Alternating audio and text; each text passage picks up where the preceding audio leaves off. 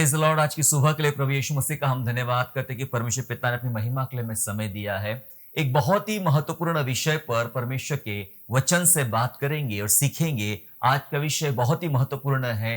हर एक विश्वासियों के जीवन में शक्ति देने वाला, सामर्थ्य देने वाला, उनके जीवन में, आत्मिक जीवन में एक बड़ी रफ्तार देने वाला ये परमेश्वर का वचन है। आइए इसको सीखते हैं। और आज हमारा विषय होगा ठहराव की सामर्थ्य। जी हाँ, हमारा विषय है ठहराव की सामर्थ, ठहरने की सामर्थ या फिर ठहराव की सामर्थ। इस विषय पर परमेश्वर के वचन से बात करेंगे। मैं सचमुच विश्वास करता हूं कि आप इस संदेश के अंत में उस सामर्थ को महसूस करोगे जो परमेश्वर का वचन आज आपको देने जा रहा है। उस सामर्थ को पाए और इस विषय को सीखे। प्यारो, भागती हुई जिंदगी में ठहरना एक बड़ी चुनौती है। हम लगातार भाग रहे हैं, हर कोई भाग रहा है, अलग अलग कारणों से भाग रहे हैं। कोई अपने जॉब के लिए, पैसों के लिए, एजुकेशन के लिए, परिवार के लिए, अन्य बातों के लिए हर कोई भाग रहा है। लेकिन भागते भागते कोई कहे कि रुक जाओ, कुछ समय रुक जाओ, कुछ समय ठहर जाओ। कोई ठहरना नहीं चाहता है। सबको दौड़ना है, सबको भागना। इसलिए मैंने कहा कि इस भागती हुई जिंदगी में ठहरना एक बड़ी चुनौती है, एक बड़ा चैलेंज है। लेकिन प्यारो, जो कोई ठहरता है, समझ लीजिएगा, जो ठहरता है वह रिफ्रेश हो जाता है, जो ठहरता है वह रिचार्ज हो जाता है। Praise the Lord. यस, वो रिफ्रेश हो जाता है, रिचार्ज हो जाता है। मैं कहता हूं वो रिस्टोर भी हो जाता है।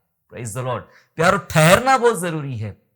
आपके पास मोबाइल फोन है, इलेक्ट्रॉनिक डिवाइस है, वे भी चलते चलते चलते चलते उन्हें एक बार ठहरना, उन्हें रोकना, उन्हें रिफ्रेश करना, रिस्टार्ट करना बहुत जरूरी हो जाता है। और ऐसा करने से उनकी शक्ति दुगनी हो जाती है, उनके पावर्स दुगने हो जाते हैं। प्यारो, सामर्थ का भेद है रुकना। जी हां, मैं आपको विश्वासियों के पर्सपेक्टिव में बात करना चाह रहा हूं। सामर्थ का भेद है रुकना। अगर आपको सामर्थ पाना है तो रुकना है। बाइबल के हर पन्ने को पलटा कर देख लीजिए, बाइबल के तमाम उन नायकों को पढ़ लीजिए। अगर उनके जीवन की जब सामर्थ आप देखते हो कि कैसा परमेश्वर ने उनका इस्तेमाल किया है, तो आपको हर बार हर जगह मिलेगा कि वह व्यक्ति रुक गया था। वो रुक गया था और उसका रुकना ही उसकी सामर्थ बन गई थी। और परमेश्वर ने उसे रुकाया और अपनी सामर्थ से परमेश्वर ने उसको भर दिया। प्यारो, विश्वासियों के सामर्थ की कुंजी है ठहराव। जी हां, विश्वासियों के सामर्थ की कुंजी है ठहराव। अगर आप चाहते हो कि अपनी लाइफ में आप सामर्थ को महसूस करें, फिर वो सामर्थ आपके व्यक्तिगत जीवन में हो, पारिवारिक जीवन में हो, आपके व्यवसाय में हो या अन्य किसी बातों में हो। लेकिन आज ठहराव को समझना है। यह ठहराव क्या है, ये रुकना क्या है, इस बात को हम समझेंगे। अगर एक बड़ा ब्रेक थ्रू आपको चाहिए तो जरूरी है जरा ब्रेक लिया जाए। अपने लाइफ में थोड़ा एक ब्रेक लिया जाए, तब जाके एक बड़े ब्रेक थ्रू को आप अपने लाइफ में देख सकते हैं। बड़े चुनौती को, या मैं कहूंगा बड़े जागृति को, बड़े रिवाइवल को आप अपने जीवन में देख सकते हो। इसलिए ठहरना एक कुंजी है और इसी कुंजी को परमेश्वर के वचन से आइए सीखने समझने का प्रयास करते हैं। भजन संहिता 37 के 7 में ऐसा लिखा गया है, साम 37 और 7 वर्ष में ऐसा लिखा गया है, यहोवा के सामने चुपचाप रहे और धीरज से उसका आसरा रख। हालेलुया। वचन कहता है यहोवा के सामने चुपचाप रहे। चुपचाप रहे का मतलब होता है ठहर जा, एक विराम लगा, रुक जा। इसका मतलब यह होता है ठहरना, रुकना, एक विराम लगाना अपने आप को, या अपने आप को पॉज करना। रुक जा, परमेश्वर के सामने चुपचाप रहे और धीरज से उसका आसरा रख। धीरज धर के परमेश्वर पर विश्वास रख, धीरज के साथ उसका इंतजार कर। ऐसा परमेश्वर का वचन सिखा रहा है। इसका मतलब यह बात सिखा रहा प्रभु का वचन कि यह कुंजी है, आपके सामर्थ की कुंजी है ठहरना, चुपचाप रह जाना, एक विराम लगाना एक कुंजी है। एक और वचन ऐसा कहता है, वो इस प्रकार से है, विलाप गीत अध्याय 3 और वचन 26, लैमेंटेशन चैप्टर 3 एंड वर्स 26 ऐसा कहता है, यहोवा से उद्धार पाने की आशा रखकर चुपचाप रहना भला है। Praise the Lord. यस, यहोवा से उद्धार पाने की आशा रखकर एकदम शांत रहना, चुपचाप रहना मतलब विराम लगाना, ठहर जाना बहुत अच्छा है। रुक जाइए और अपनी आंखें, अपनी नजरें, अपने विचार परमेश्वर की ओर लगाइए, परमेश्वर पर लगाए और रहे कि प्रभु मेरा उद्धार करेगा। उद्धार का मतलब जिसके अंदर चंगाइयां है, जिसके अंदर छुटकारे है, जिसके अंदर चमत्कार है, जिसके अंदर परिवर्तन है। ये उद्धार, ये तमाम चीजों का एक मिश्रण है मेरे प्यारों, एक बदलाव का मिश्रण है उद्धार। इसलिए बाइबल कहती है अगर आपको कुछ चमत्कार देखना है, आपको आपके जीवन में परिवर्तन देखना है, तो क्या करना है? भागना बंद करो, रुक जाना शुरू करो, पॉज लगाओ अपने आप को, ठहर जाओ। ठहरना हमारे लिए बहुत जरूरी है, और जितना आप ठहरोगे उतनी आप सामर्थ को महसूस करेंगे, उतनी शक्ति को महसूस करेंगे। मैं जानता हूं बहुत सारे लोग अपने जीवन में बस भाग रहे हैं। मैं विश्वासियों की बात कर रहा हूं, विश्वासी भी अपने जीवन में भाग रहे हैं। इस दुनिया की दौड़ में वो पीछे नहीं रहना चाहते हैं, वो सबके सामने रहना चाहते हैं। वे भाग रहे भाग रहे भाग रहे भाग रहे, रात दिन भाग रहे हैं। हमारी दुआएं प्रार्थनाएं कैसी रहती है? उसमें भी भागम भाग लगी हुई है। प्रभु मुझे ये कब मिलेगा, वो कब मिलेगा, ये कैसे पाऊं, वो कैसे पाऊं। हमारे आत्मिक जीवन में हमारे मन चर्च में नहीं रहते हैं, हमारे मन उपदेशों में नहीं रहते हैं, हमारा ध्यान वचनों की तरफ नहीं रहता। हम बस लगे हुए संसार में। हर एक उम्र के लोग अपने अपने स्तर के लेवल पर लगे हुए हैं सिर्फ भागने के लिए। बच्चे भाग रहे पढ़ाई के लिए, जवान भाग रहे काम के लिए, अपने करियर के लिए, बूढ़े भाग रहे अपने जीवन के सुख साधनों के लिए। हर व्यक्ति भाग रहा है, लेकिन बाइबल आज समझा रही है परमेश्वर से उद्धार की आशा रखकर उसके सामने चुपचाप रहना, शांत रहना बेहतर है। यस, ठहरना बेहतर है। और हमने भजन 37 में पढ़ा कि परमेश्वर पर आशा रख और परमेश्वर के सामने चुपचाप रहे। हालेलुया। आइए ये ठहरना क्या होता है जिसको समझे, और जिसकी शुरुआत करूंगा मैं परमेश्वर से। क्या ये गुण परमेश्वर में है? क्या परमेश्वर ठहरता है? क्या परमेश्वर ठहराव को महत्व देता है? जी हां, परमेश्वर के ठहराव को आइए हम लोग समझते हैं क्या है परमेश्वर का ठहराव। और जिसको समझने के लिए एक वचन पढ़ना पड़ेगा, और ये वचन हमें ये बताता है कि कैसा है हमारा परमेश्वर, कैसा है उस परमेश्वर का स्वभाव। ये बात हमें बताएगा पहला कुरिन्थियों अध्याय 14 और वचन 33। फर्स्ट कुरिन्थियंस चैप्टर 14 एंड वर्स 33 ऐसा कहता है, क्योंकि परमेश्वर गड़बड़ी का नहीं परंतु शांति का करता है, जैसा पवित्र लोगों की सब कलीसियाओं में है। हालेलुया। वचन कह रहा है परमेश्वर कैसा है? गड़बड़ी का परमेश्वर नहीं है। अब गड़बड़ी क्या होती है? भागम भाग, जल्दी जल्दी जल्दी जल्दी जल्दी। ये जल्दी जल्दी में बहुत कुछ हो जाता है। इस जल्दबाजी में एक दाई एक बच्चे को लेके भागी, मैं पिबोशत की बात कर रहा हूं, बच्चे को लेके भागी, गिर गई, जल्दी जल्दी में गिर गई और वह अपाहिज हो गया, है ना। और वह अपाहिज हो गया, जीवन भर के लिए अपाहिज हो गया। परमेश्वर जल्दबाजी का परमेश्वर नहीं। रुक जाओ, ठहर जाओ। हर बार भागना जरूरी नहीं है। दुनिया ने हमें यही सिखाया है, फास्ट, सब कुछ फास्ट चाहिए। फास्ट इंटरनेट चाहिए, फास्ट आपके मोबाइल फोन की रैम इतनी होना, ये सिस्टम होना, वो सिस्टम होना, सब फास्ट चाहिए। शादियां फास्ट, बच्चे फास्ट, नौकरी फास्ट, ये फास्ट, सब फास्ट चाहिए लोगों को। परमेश्वर का वचन कहता है रुक जाओ, क्योंकि मैं कैसा हूं? प्रभु कहता है मैं कैसा हूं? परमेश्वर गड़बड़ी का परमेश्वर नहीं है। जी हां, वचन साफ कहता है परमेश्वर गड़बड़ी का नहीं, शांति का करता है, शांति में रहता है। एक ठहराव का हमारा परमेश्वर है। क्या उसके कामों में ठहराव दिखाई पड़ता है? देखिए, जब हम प्रभु के, परमेश्वर पिता के कामों की बात करेंगे तो उसमें बहुत सारे ठहराव दिखाई पड़ते हैं। परमेश्वर ने इस जगत की रचना किया, सृष्टि किया। कैसे? प्रभु ने कहा हो जाए और बन गया। ऐसा ही हुआ? नहीं। ये सब होने में कितने दिन में परमेश्वर ने रचना किया, सृष्टि किया? 6 दिन में। क्या ऐसा हुआ कि परमेश्वर ने सारी बातों की सृष्टि क्षण भर में नहीं किया? क्या वो नहीं कर सकता था? जी हां, बिल्कुल कर सकता था, पर उसने क्षण भर में नहीं किया कि सब कुछ बन जाए। वो हर एक दिन एक एक चीज बनाता गया। देखिए उसका ठहराव। हमारा परमेश्वर पलक झपकते दुनिया इधर से उधर कर सकता है, लेकिन जब उसने सृष्टि की रचना किया तो ठहराव के साथ किया। पहले दिन कुछ विशेष बातें बनाया, दूसरे दिन विशेष, तीसरे दिन, चौथे दिन, ऐसे 6 दिन तक विशेष काम किया, और 7वें दिन उसने विश्राम किया। वो काम करता गया, ठहराव के साथ काम किया। सृष्टि की रचना में उसका ठहराव हमें दिखाई पड़ता है। हम देखते हैं कि आदम और हवा ने पाप किया, और उनके पाप करते ही प्रभु डर गया, है ना। परमेश्वर डर गया कि भाई आदम हवा ने पाप किया, अब कैसा होगा? बिल्कुल भी नहीं, बिल्कुल भी नहीं। हाँ, वो चिंतित था, वो दुखी था, पर वह परेशान नहीं हुआ। उसने आदम, हवा और मानव जाति की मुक्ति के लिए उद्धारकर्ता की रचना किया। और ऐसा नहीं कि सोमवार को आदम हवा ने पाप किया और मंगलवार को परमेश्वर ने उद्धारकर्ता को भेज दिया। बिल्कुल भी नहीं। एक बड़ा लंबा ठहराव वहां पे दिखाई पड़ता है। और परमेश्वर ने उद्धारकर्ता प्रभु यीशु मसीह नासरी को तुरंत नहीं भेजा, लेकिन बहुत सारा समय लिया। ठहराव के साथ, एक लंबे समय की सीमा के साथ परमेश्वर ने अपने उद्धारकर्ता को भेजा। वचन कहता है गलतियों 4 में कि जब समय पूरा हुआ तब परमेश्वर ने अपने पुत्र को भेजा। समय लिया। ठहराव वाला हमारा परमेश्वर है। परमेश्वर ने जो वाचा इब्राहिम के संग बांधी थी, उसे पूरा करने में एक लंबा समय लिया। तुरंत नहीं हुआ, मूसा के समय पूरा हुआ। यस, और पत्रियों में ऐसा लिखा गया है कि परमेश्वर 430 साल के बाद भी अपनी वाचा पूरी करता है। वाचा पुरानी नहीं होती है। ठहर गया। अपनी वाचा को पूरी करने के लिए भी परमेश्वर ने एक लंबा समय लिया, एक ठहराव लिया।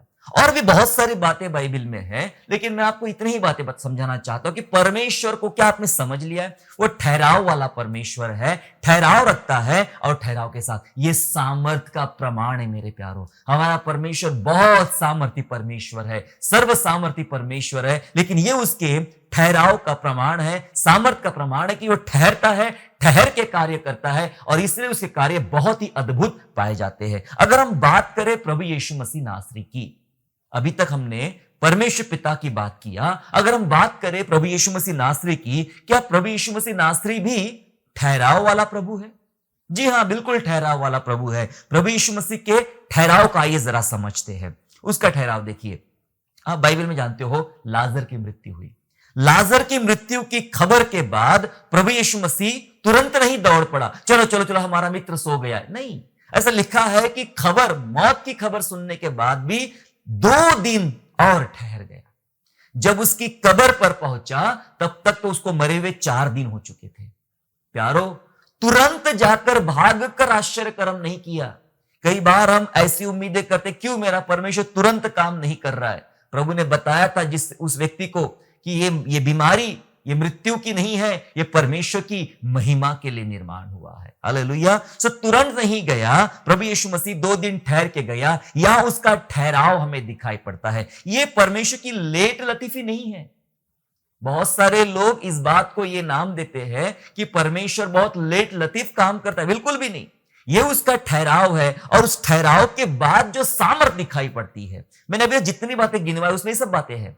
वो ठहरता है, कुछ काम करता है, और फिर वो अद्भुत सामर्थ वहां पर दिखाई पड़ती है। जी हां, वो तुरंत नहीं गया, लेट गया। हम देखते हैं पानी का दाखरस उसने बनाया।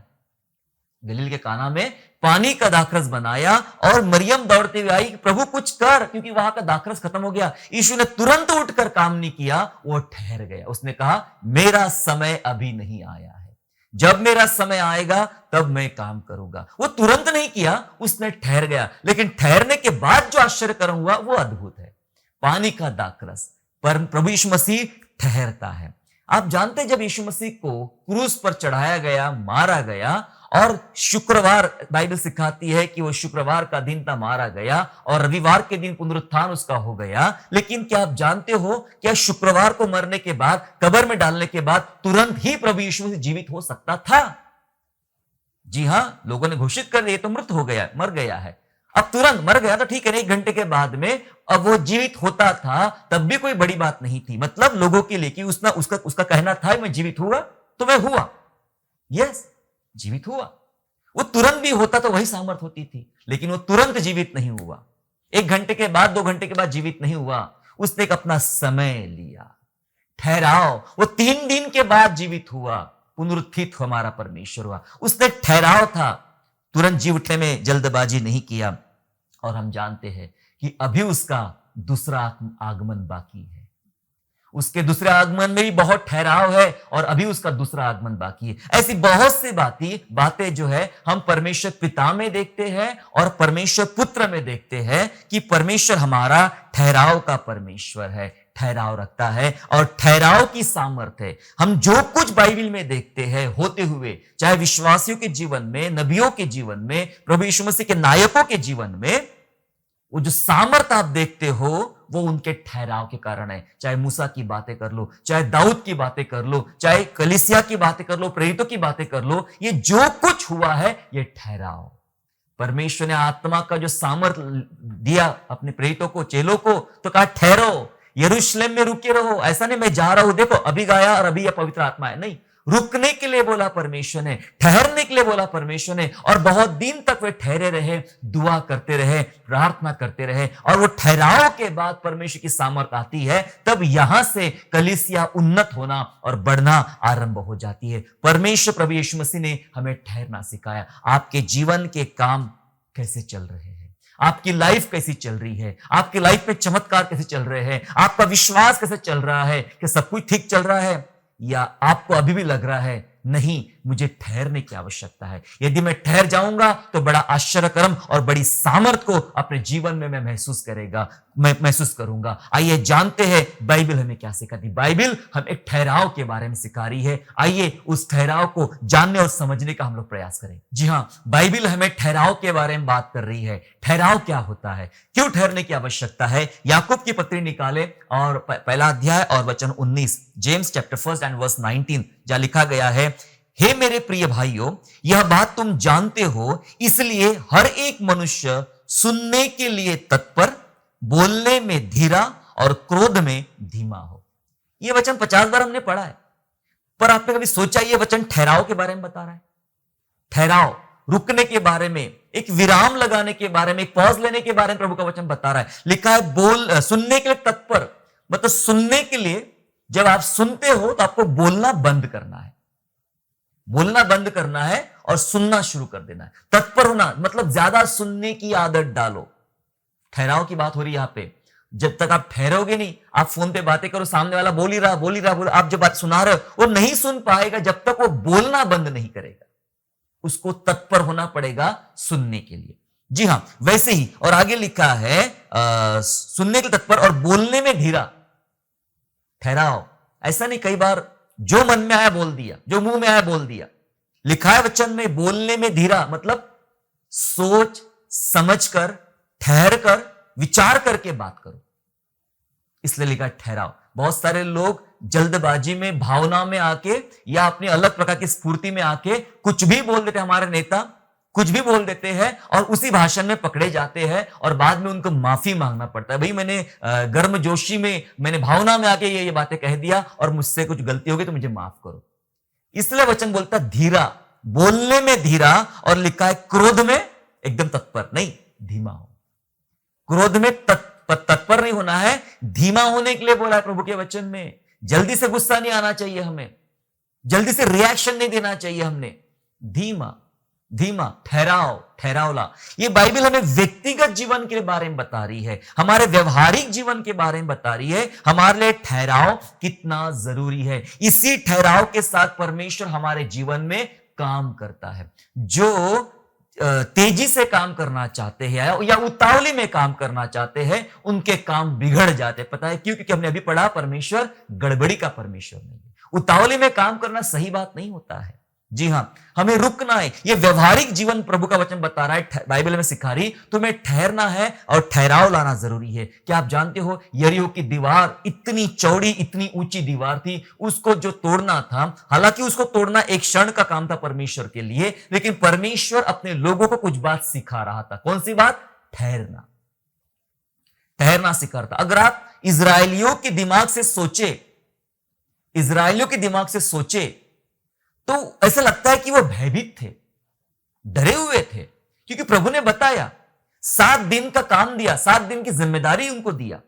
पहले दिन वही सारे साजो सामान लेकर, वाचा का संदूक लेकर और उस अपने पास नरसिंगे लेकर, तलवारें लेकर, अपने हथियार लेकर बस चलना है, आपको चक्कर लगाना है। और जब यरीहो के चारों ओर घूम रहे तो सिपाही देख रहे ये क्या कर रहे हैं, क्योंकि उनको ऐसे सिम्टम्स नहीं दिखे कि अब ये आक्रमण कर सकते हैं। और वहां तक दूर दूर तक कोई सोच नहीं सकता है कि यरीहो की दीवार कोई तोड़ भी सकता है। वो इतनी मजबूत थी, इतनी चौड़ी थी, इतनी ऊंची थी, जिसको तोड़ना इतना आसान नहीं था।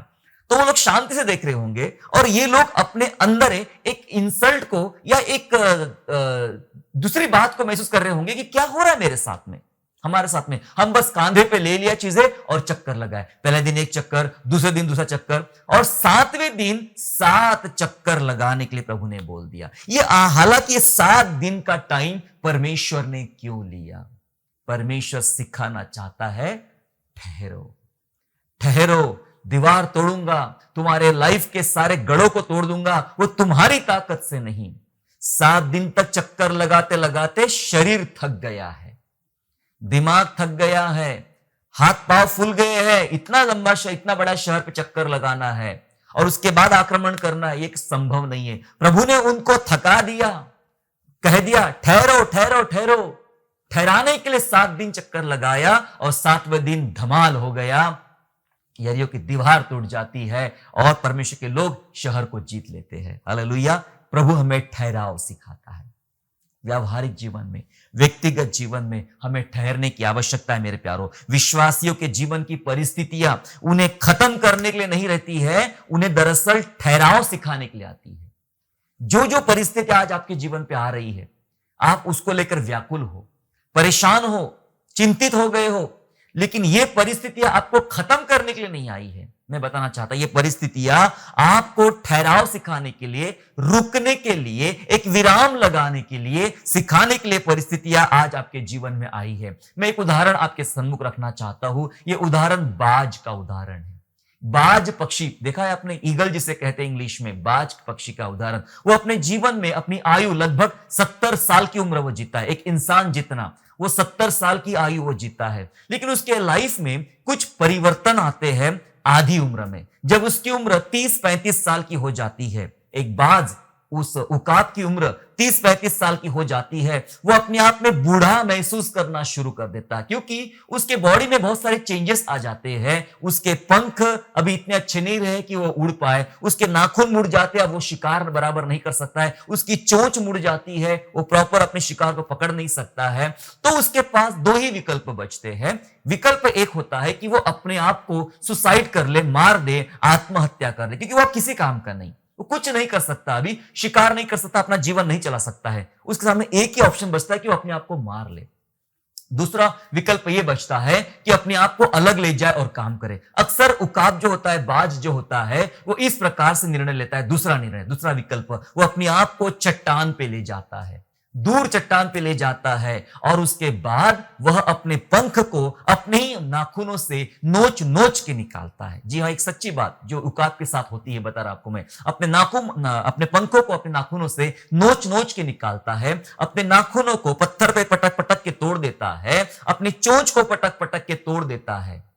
और ऐसी हालातों में वह तकरीबन 6 महीना उसे बैठना होता है, बिना पानी, बिना खाना, जो कुछ मिलता है बस उसी में अपना गुजारा करना है और चलाना है। ये 6 महीने तक उसको इंतजार करना है। जब उसने अपने पंख नोच लिए तो ये 6 महीने के दौरान नए पंख उसको आ जाते हैं। जो नाखून तोड़ दिए हैं, नए नाखून आना शुरू हो जाती है, और एक तीक्ष्ण चोंच जो होती है उसकी, वो उगना शुरू हो जाती है। ये 6 महीने की खतरनाक प्रोसेस से उसको गुजरना पड़ता है, ठहरना पड़ता है। और जब वो 6 महीने के बाद फिर से एक बार नई चोंच है उसके पास, नए नाखून है, नए पंख है, फिर से वो उड़ना शुरू करता है, अपना शिकार करना शुरू करता है, और अगले 30-35 साल वह जीता है।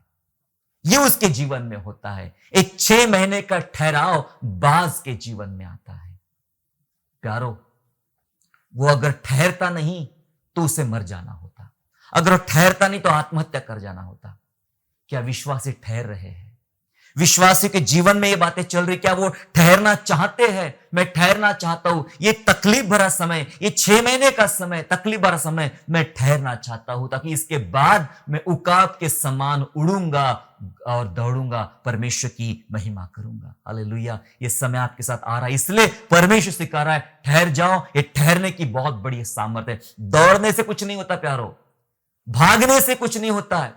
ठहरना जरूरी है परमेश्वर की उपस्थिति में, परमेश्वर के पास, प्रभु की प्रार्थना में, परमेश्वर के वचनों में ठहरना हमारे लिए बहुत जरूरी है। इब्रानियों ऐसा कहता है, इब्रानियों की पत्री उसका 12 अध्याय और वचन 11 इस प्रकार से कहता है, हिब्रू चैप्टर 12 एंड वर्स 11 ऐसा कहता है, और वर्तमान में हर एक प्रकार की ताड़ना आनंद की नहीं पर शोक ही की बात दिखाई पड़ती है, तो भी जो उसको सहते सहते पक्के हो गए हैं, पीछे उन्हें चैन के साथ धर्म का प्रतिफल मिलता है। हालेलुया। ये ठहरे और ठहरने के बाद जो सहना है उनको सहते सहते पक्के हो गए हैं। ठहरना जरूरी है, सहना जरूरी है, और जो इस सहते सहते ठहरते ठहरते पक्के हो गए, उन्हें आगे चल के इस धर्म का, इस बातों का प्रतिफल उन्हें मिलेगा, ऐसा प्रभु के वचन में लिखा गया है। मेरे प्यारों, मैं आपको बताना चाहता, आसान कुछ भी नहीं होता है मसीह जीवन में, आसान कुछ भी नहीं होता है, लेकिन ठहराव परिस्थितियां बदल देती है। आसान कुछ नहीं है, ठहराव परिस्थितियां बदल देती है। और वही बात आज प्रभु के वचन से हम सीख रहे कि ठहरना कितना जरूरी है। हडसन टेलर, एक ऐसा मिशनरी जो इंग्लैंड में पैदा हुआ, 14 साल की उम्र में प्रभु को जाना, उद्धारकर्ता स्वीकार किया प्रभु को, और 19 साल की उम्र में मिशनरी बन गया। एक कमजोर सा दुबला पतला लड़का, चाइना का मिशन मिलता है, प्रभु उसको चाइना ले जाता है। 18वीं सदी में चाइना ले जाता है और चाइना में सेवा करता है, चीन जाकर सेवा करता है। आप जानते हो उसकी सेवकाई में तुरंत प्रतिफल नहीं मिले, उसे कितना लंबा समय रुकना पड़ा एक पहला फल पाने के लिए, एक पहले विश्वासी को पाने के लिए कितने साल उसे गुजारने पड़े, कोई नहीं मिला था।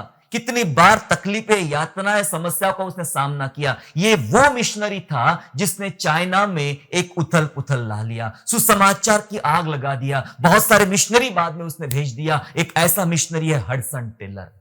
लेकिन पहला फल पाने के लिए कितने साल उसने लगा दिए, कितने साल गवा दिए। प्रभु चाहता था कि ठहराव आए। ये ठहराव ने चाइना को इस मिशनरी के द्वारा बदल दिया। पहला मिशनरी जिसने सुसमाचार की आग चाइना में लगाया, डेविड लिविंगस्टोन जो स्कॉटलैंड में पैदा होता है और परमेश्वर उसको अफ्रीका का दर्शन देता है। अफ्रीका जाता है, सब काम तुरंत नहीं हुए, प्रभु ने ठहरना सिखाया। बहुत सारे काम उसने किए, लोगों को पानी की खोज करके दिया। एक बार शेर ने उसके ऊपर हमला किया, बहुत तकलीफ में, और अफ्रीका में ही मर गया। प्रार्थना की मुद्रा में अफ्रीका में ही मर गया। प्यारो, आप जानते हो, ठहरा रहा, परमेश्वर ने उसको ठहरने दिया। उसके बाद आश्चर्य कर्म किया। विलियम केरी जो भारत आया, और भारत में आते बराबर सब कुछ काम नहीं हुआ, सब कुछ सुसमाचार काम तुरंत नहीं हुए। कितने सब बातें, तकलीफ वाली बातें हुई। बच्चे को खोना पड़ा, परिवार को खोना पड़ा, बहुत सारे विरोध को सहना पड़ा। प्रभु ने ठहराव लाया, तब जाके इस देश में सुसमाचार फैला। मैं बताना चाहता हूं, परमेश्वर आपके जीवन में बहुत सारे बातें करना चाहता है, लेकिन जल्दबाजी में नहीं, गड़बड़ी में नहीं। वो आपको सिखाता है ठहरो, परमेश्वर के सन्मुखता में ठहरो। प्रभु के साथ आप ठहरोगे तो बड़े आश्चर्य कर्म को देखोगे। प्यारो, जिंदगी भर भागते आए हम लोग, जब से प्रभु को जाना, भागम भाग लगी हमारे जीवन में। हम भाग रहे, हम सब कुछ जल्दी जल्दी पाना चाहते हैं, सब कुछ जल्दी जल्दी हासिल करना चाहते हैं। बिल्कुल जरूरी नहीं है। दुनिया के साथ हमें कोई प्रतियोगिता लगाने की आवश्यकता नहीं है। दुनिया अगर दौड़ रही, दौड़ने दो, सामने भाग रही, भागने दो। आप पीछे रह रहे हो, कोई चिंता नहीं, रह जाओ, प्रभु आपके साथ है। क्योंकि आगे भी प्रभु है तो पीछे भी परमेश्वर है, अल्फा और ओमेगा भी है, पीछे भी प्रभु है। आप पीछे रह गए हो, आपके साथ वो खड़ा है। जरूरी नहीं है, लेकिन ठहराव जरूरी है। मैंने बहुत सारे उदाहरण बताए प्रभु यीशु मसीह के जीवन से, पिता के जीवन से, और बाइबल के तमाम बातें हमें सिखा रही है ठहरना जरूरी है। प्यारो, हमारी प्रार्थनाओं में ठहराव होना बहुत जरूरी है। अभी प्रार्थना किया, आंखें खोली और तुरंत हाथ में कुछ उत्तर मिल गया, ऐसा नहीं होता है। प्रभु हमें ठहरना सिखाता है। भजन संहिता अध्याय 40 इस प्रकार से कहता है। भजन संहिता अध्याय 40 और वचन पहला ऐसा कहता है, मैं धीरज से यहोवा की बाट जोहता रहा और उसने मेरी ओर झुककर मेरी दुहाई सुनी। Praise the Lord. मैं कैसे प्रार्थना करता रहा? मैंने अभी प्रार्थना किया और अभी उत्तर मिला, ऐसा लिखा है? नहीं, ऐसा लिखा है, मैं धीरज से यहोवा की बाट जोहता रहा। मतलब मैंने एक लंबा ठहराव लिया, मैंने एक लंबा समय लिया परमेश्वर की बाट जोहने में, इंतजार करने में। लिखा है वचन ने, उसने मेरी ओर झुककर मेरी प्रार्थना सुनी, मेरी दुहाई सुनी। कब? जब मैं धीरज से रुका रहा, परमेश्वर का इंतजार करता रहा, परमेश्वर की बाट में जोहता रहा। हालेलुया। परमेश्वर चाहता है आप उसकी संगति में रहे, ठहरे रहे, प्रार्थनाओं में ठहराव रखे। मेरे प्यारो, सब कुछ तुरंत तुरंत नहीं होगा। किसी एक बात के लिए आपको बहुत लंबे समय प्रार्थना करना पड़ेगा। किसी एक बात के लिए आपको बहुत लंबे समय तक इंतजार करना पड़ेगा। परमेश्वर के पास प्रार्थनाओं के उत्तर है। उत्तर भले ही देरी से आएंगे, पर आएंगे जरूर। प्रभु सिखाता है, ये जो टाइम लेता है ना, ये बीच का टाइम बहुत महत्वपूर्ण है। जो वो टाइम लेता है, ये समय बहुत महत्वपूर्ण है। पता है आपको, पुराना नियम और नया नियम के बीच में लगभग 350 साल का अंतर है। ये तुरंत तुरंत नहीं है कि मलाकी की पुस्तक खत्म हो गई है, पेज पलटा दिया और नया नियम शुरू हो गया, ऐसा नहीं है। लगभग 350 साल, जिसे साइलेंट ईयर कहा जाता है, ये वो गैप है। बहुत ठहराव है हमारे प्रभु के पास, बहुत ठहराव है, बहुत शांति है, बहुत सुकून है उसके पास। वो कुछ भी काम जल्दबाजी में काम नहीं करता, वो सावधानी से और ठहराव के साथ करता है। विश्वासियों, सुनो, सीखो बाइबल की बातों को। अगर आपके लाइफ में कुछ काम नहीं हो रहे, तो एक विशेष उद्देश्य के लिए परमेश्वर ने रोक के रखा है। अगर काम नहीं हो रहे, तो इसका यह मतलब है परमेश्वर के लिए यह आपके लाइफ में भरने का समय है, तैयार करने का समय है, आपको कुछ सिखाने का समय है। प्रभु आपके जीवन में तब काम करेगा। ये जो समय चल रहा है, ये बहुत मायने रखता है। ये भरने का समय है। आप थक रहे हो, आप बोर हो रहे अपनी लाइफ में, आप अपने जिंदगी में काम करते करते थक गए हो, देखो प्रभु का वचन क्या बोलता है। एक ऊर्जा निर्माण करेगा आपके अंदर में। यिर्मयाह 12 अध्याय और वचन 5, जर्माया चैप्टर 12 एंड वर्स 5 कहता है, तू जो प्यादों ही के संग दौड़कर थक गया, तो घोड़ों के संग क्यों कर बराबरी कर सकेगा। हां जी, वचन कहता है तू प्यादों के संग, जो प्यादे होते हो चल रहे, उसके संग ही तू दौड़कर थक गया। वो तो ज्यादा स्पीड नहीं होती उनके साथ दौड़कर थक गया, तो घोड़ों के संग कैसे बराबरी कर पाएगा। मतलब ये दौड़ नहीं है सच्ची जिसमें तू थक रहा है, घोड़ों के साथ दौड़ना, उनके साथ बराबरी करना है। इसी में थक गया, 2 साल की प्रार्थना में थक गए, 3 साल के इंतजार में थक गए, चाहे कितना भी इंतजार क्यों ना हो, आपको घोड़ों के संग दौड़ना है। ये जो टाइम मिला है ना आपको दौड़ने का, ये अपने आप को तैयार करने का समय है, अपने अंदर शक्ति भरने का समय है, ये रिस्टार्ट होने का समय है, रिफ्रेश होने का समय है, रिस्टोर होने का समय। मेरे प्यारो, परमेश्वर आपको पूर्णतया बदल देना चाहता है। अभी से थकने की बात मत करो, दौड़ते रहो, दौड़ते रहो। कालेब कहता है, मेरी उम्र इतनी हो गई है, मेरी उम्र इतनी हो गई, बूढ़ा हो गया हूं मैं, लेकिन मेरे अंदर आज भी वो जज्बा है, वो ताकत में। मुझे अगर आज भी भेजे लड़ाई के लिए, मैं लड़ाई पे जाके जीत कर आ सकता हूं। कालेब कहता है ऐसा।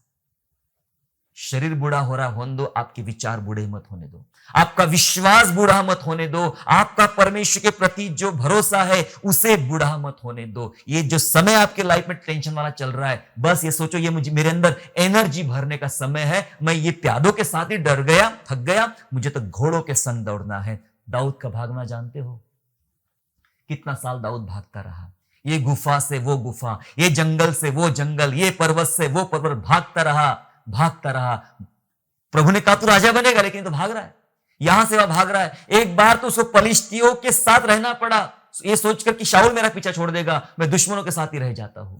उनके अंडर में, उनके अधीनता में वो रहा, भागता रहा, भागता रहा। परमेश्वर ने उसका भागना देखा। ये जो टाइम था, दाऊद के अंदर एनर्जी भरने का समय था। ये जो टाइम भागने का समय था, दाऊद को तैयारी का समय था, ठहराव का समय था। तब जाके इतना बड़ा राजा बना। यह ठहराव का समय था। मूसा के जीवन के वे 80 साल, शुरुआत के 80 साल, ये तैयारी के वर्ष थे। प्रभु उस 80 सालों में उसे तैयार कर रहा था कि एक अद्भुत बड़ा अगुआ उसे बना डाले।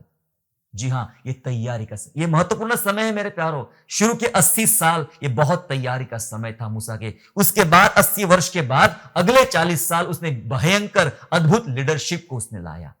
तैयारी का समय, ठहराव, ठहराव बहुत जरूरी है। ठहराव के कितना भी समय लग सकता है, परमेश्वर की नजर में ठहराव बहुत जरूरी है। हालेलुया। नाओमी की निराशा नई उम्मीद तैयार कर रही थी। ना बेटा है, ना बहुए है, ना पति है, लेकिन एक बहू पीछे चल गई। ये निराशा का समय था उसके लिए, लेकिन ये निराशा उसके अंदर एक उम्मीद को तैयार कर रही थी। और अद्भुत बात नाओमी के जीवन में हुई। आपके लाइफ का जो समय है ना, इसको नया नाम दीजिए ठहराव। Praise the Lord. इसको नया नाम दीजिए ठहराव। मेरे लाइफ में ठहराव का समय है। मैं ठहरूंगा और जब मेरा समय आएगा तब मैं उठूंगा और परमेश्वर मुझे घोड़ों के संग दौड़ाएगा। हालेलुया। यस मेरे प्यारो, चुपचाप रहो, ठहरे रहो और खड़े खड़े प्रभु के काम देखो। निर्गमन 14 कहता है, खड़े खड़े तुम यहोवा के चमत्कार को देखोगे। Praise the Lord. प्यारो ठहराव लाओ, दुआ में ठहराओ, वचनों में ठहराओ, प्रभु की संगति में ठहराओ, पवित्र आत्मा में बैठ के ठहराओ। ये ठहराव लाओ, प्रभु बड़े काम करने जा रहा है। हालेलुया। अगर ठहराव नहीं आया है तो चलो प्रभु से मदद मांगेंगे, प्रार्थना करेंगे, दुआ करेंगे, प्रभु मेरे लाइफ में एक ठहराव। धन्यवाद पिता, यीशु मसीह के नाम से आपका हम धन्यवाद करते प्यारे पिता परमेश्वर। आपने हमें सिखाया हमें ठहराव की आवश्यकता है, हमें रुक जाना है प्रभु जी। हालेलुया। एक बड़े ब्रेक थ्रू को देखने के लिए पिता परमेश्वर अपने लाइफ में थोड़ा सा ब्रेक हमें लगाना है पिता, ताकि सुने समझे परमेश्वर की योजना और इच्छा हमारे लिए क्या है। पवित्र आत्मा हमारी प्रार्थना सुन, हमारे ठहराव को बढ़ा, हमारे अंदर एक उम्मीदों को बढ़ा पिता राजा, आशीषों को बढ़ा पिता परमेश्वर, और अपनी महिमा कर पिता। हमें रुकना सिखा, ठहरना सिखा, परमेश्वर के लिए काम करना सिखा ईश्वर राजा। भले ही कितना समय क्यों ना लग जाए, मैं विश्वास करता हूं कि मेरा परमेश्वर मेरे लिए अद्भुत काम करेगा, चाहे समय कितना भी हो। अगर वो 100 साल की उम्र में भी अब्राहम के लिए एक संतान उत्पन्न कर सकता है, तो मेरे लिए प्रभु कुछ भी और कभी भी कर सकता है। मैं ठहरना जानता हूं, मैं सीखूंगा, मैं आज के बाद ठहरूंगा, दुआ में ठहरूंगा, प्रभु की उपस्थिति में ठहरूंगा और परमेश्वर की महिमा करूंगा। प्रभु हमारी सहायता कर। धन्यवाद स्तुति करते हैं, धन्यवाद के साथ उद्धारकर्ता प्रभु यीशु मसीह नासरी के नाम से प्रार्थना मांग के सुनिए और दया से कबूल कीजिए। आमीन। आशा करता हूँ आज के संदेश के द्वारा आपने आशीष प्राप्त किया है। यदि सचमुच आपने आशीष प्राप्त किया है तो इस संदेश को दूसरों के साथ शेयर कीजिए और हमारे दूसरे भी संदेशों को सुनने के लिए हमारे चैनल को सब्सक्राइब करें और नोटिफिकेशन के लिए बेल आइकन को दबाइए। और हाँ, यीशु पर विश्वास करना ना छोड़े, वो आपको आशीषमय स्थानों की ओर आगे ले जाएगा। God bless you all.